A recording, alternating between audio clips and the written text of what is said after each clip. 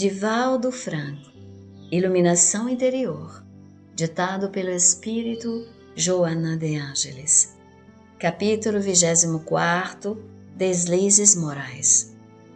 Candidato que és a uma existência saudável, após tomares conhecimento da vida espiritual, estuante e bela, não te permitas a prática dos deslizes morais, considerados de pequena monta.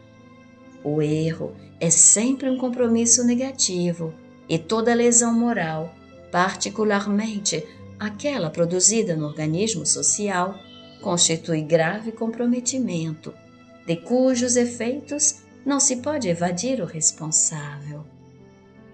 Desse modo, todo e qualquer deslize moral é sempre uma agressão à ordem, à saúde, ao equilíbrio, que devem viger em toda parte.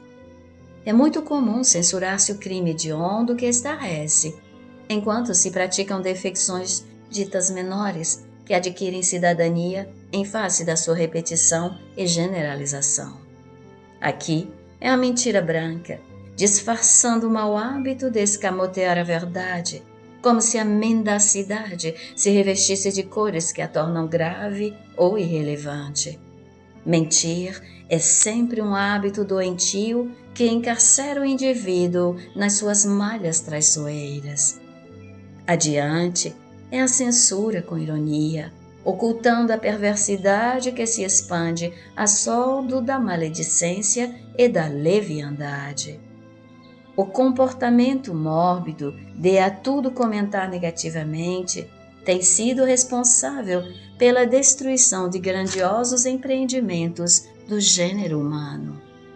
Mais adiante é a atitude desonesta, que se faz justificada como, por exemplo, quando se percebe que um funcionário se equivocou no troco e mantém-se silêncio, aceitando-se o valor indevido que o outro terá de devolver mais tarde, retirando-o do seu insuficiente salário.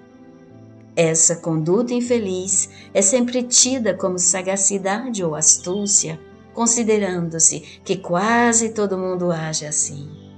São práticas de tal natureza que vitalizam o crime organizado, que corrompem os caracteres frágeis e estabelecem o desrespeito sistemático às leis constituídas. Muitos, entre esses que assim se comportam irresponsavelmente, argumentam que se o fato não foi notado por outrem, não vale a pena anunciá-lo, tornando-se ingênuo em devolver algo que, de alguma forma, não seria recuperado. Alguém se esqueceu de um objeto de valor ou dinheiro ou documento e, encontrado, torna-se-lhe proprietário indevida, aproveitando-se do prejuízo alheio para beneficiar-se em declarada conduta de rapina. Seu militar ou não, deixou de cumprir com seu dever, em face do suborno que lhe foi propiciado. Ele é igualmente cooperador dos monumentais desvios de verdadeiras fortunas que são transferidas para paraísos fiscais, ou se aceita altos estipêndios para conivir com a corrupção internacional, torna-se fomentador da miséria de milhões. Aquele que não é digno de conduzir-se corretamente nas aparentemente insignificantes situações, jamais se comportará com nobreza diante de situações de alta magnitude. Os pequenos deslizes morais tornam o indivíduo indigno de si mesmo, sem o autorrespeito, que lhe é um censor austero, franqueando-lhe as portas para o acesso a comportamentos cruéis contra o indivíduo, o patrimônio e a sociedade.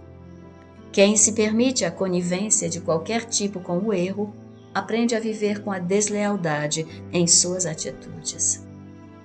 Felizmente, há um expressivo número de cidadãos de ambos os sexos que se comportam com a dignidade devida. Não raro, pessoas humildes e portadoras de carência econômica encontram objetos e valores perdidos, de imediato procurando entregá-los aos seus legítimos donos ou às entidades encarregadas de fazê-lo. Por sua vez, aqueles que os recuperam, não poucas vezes, fazem-se mesquinhos e ingratos, não retribuindo devidamente o gesto de grandeza moral de quem os beneficia. Certamente, ao agir-se com correção, não se deve esperar qualquer tipo de recompensa. Sucede, porém, que determinadas atitudes de arrogância ou de indiferença conspiram contra a nobreza moral, estimulando as atitudes más. Se buscas alcançar a paz, sei comedido nas ambições, de modo que não te permitas defecções morais de qualquer tipo. Mantém-te na trilha da retidão, não aceitando as conveniências do mercado dos engodos humanos, que denigrem as conquistas da inteligência em face do atraso das realizações íntimas de natureza moral. As fraudes campeiam sobre o comando átro do egoísmo, que elege tudo para si, em detrimento do mínimo para os outros. A verdadeira conversão espiritual não ocorre apenas no plano da retórica ou das mudanças de denominações religiosas, mas no cerne do ser, que se esforça para tornar-se melhor, para conduzir-se conforme as diretrizes da fé abraçada. A convicção religiosa saudável desvela-se nos pequenos atos, nos comportamentos nobres, distantes dos aplausos e das homenagens terrestres, muito do agrado dos gozadores. Manifesta-se através de gestos de simpatia e de amizade pura, desinteressada, gentil e destituída de servilismo. Não compactua com os deslizes vigentes, nem pretende tornar-se palmatória do mundo.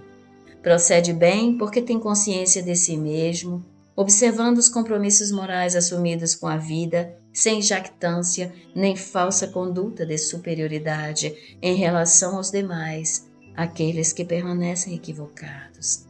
Caminha pela senda comum, é semelhante a todos, mas mantém-se vinculado às fontes da vida, não sendo igual aos que se comprazem nos subterrâneos da inferioridade espiritual. Não te permitas subornar por valores materiais, nem morais, nem sociais, nem afetivos. Também não subornes a ninguém. Sê autêntico, estimando cada pessoa que se te acerque, como seja e não conforme o desejarias. Jesus conviveu com os diferentes membros da sociedade de sua época, mantendo-se o mesmo. Não negociou com os poderosos de breve tempo, nem negaciou seus compromissos iluminativos a preço algum. Participou das ocorrências do dia a dia com os miseráveis do corpo e da alma, buscando sempre erguê-los. Dispensou a mesma atenção a todos e, por isso, permanece irretocável a sua conduta exemplar. Se pretendes esculpi-lo no imo, tem cuidado com as armadilhas do erro, das mentiras, das defecções morais, porquanto avanças, queiras ou não, para o país da consciência de si mesmo, e será com ela que viverás.